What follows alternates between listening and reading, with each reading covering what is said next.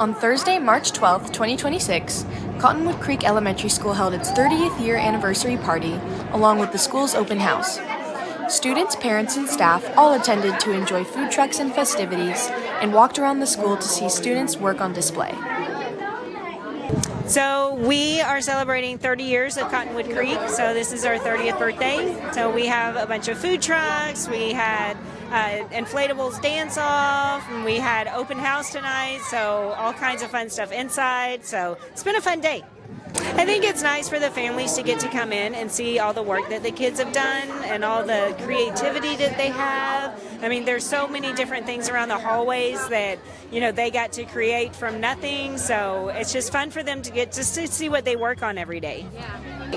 You know what? Coppell ISD is just a family. It's big. It can be big because there's a lot of people, but it just feels like family. It just feels like family, and it doesn't matter what school you're at the best school, and everybody just works so well together. The kids here are the best kids in Coppell. Everybody supports each other. Everybody's there for each other, and it's just a great place to be.